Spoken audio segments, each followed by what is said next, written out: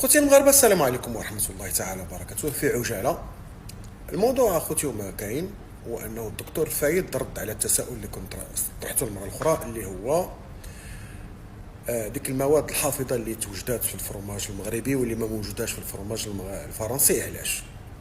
انا تفاجات صراحه اخوتي،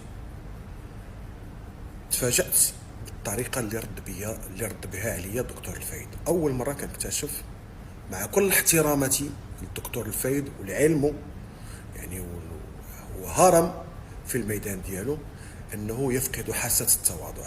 ما فهمتش علاش. اول مره، صدقوني، اول مره كنفقد الاحترام في الدكتور الفايد. ما عرفتش علاش، لانه هاجمني بواحد الطريقه غريبه، هاجمني بواحد الاسلوب ما كنتش كنتوقعه.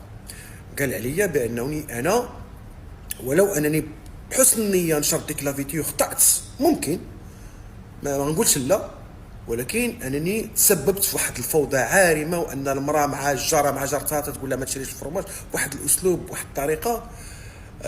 بين العالميه او بين المغاربه انني انا وحش جاي من الفضاء الخارجي وغادي ما نعرفش شنو. بينما هو سؤال كان بسيط. كاوري جا المغرب، شرا فروماج، المكونات ديالو ما موجوداش في فرنسا، موجوده في المغرب. ثلاثه المكونات زايده. عطانا الاسماء ديال المكونات. انا قبل ما نطرح السؤال مشيت قلبت في جوجل وفي الانتيليجنس ارتيفيسيال، قال لي بان داك المكونات بثلاثه، ودخلوا قلبوا اخوتي، انهم كيسببوا ا لون تيرم في فشل كلوي، كونسير ديال لو سان. واحد فيهم الاول فشل كلوي، الثاني تيسبب في كونسير ديال لو سان، الثالث كيعطي مشكل ديال الشرايين والقلب، وتيعطي كونسير ديال البروستات او كونسير ديال القولون.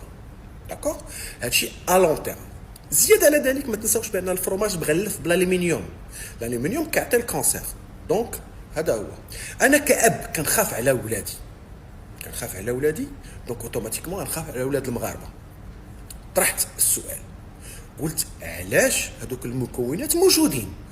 واش انا قلت شي حاجه عيب؟ واش انا قلت شي حاجه حرام؟ طلبت ان شي خبير يخرج ويعطينا ويقول ديك المعلومات اللي جبت واللي عطانا داك الكاوري واش صحيحين او لا. انا ماشي ولد الدومين، فكان يخرج واحد ولد الدومين يقول لنا لا، داك المعلومات راه خطا، ما فيها حتى شي عيب. سيدنا موسى هضر مع ربي سبحانه وتعالى وقال له ارني انظر اليك.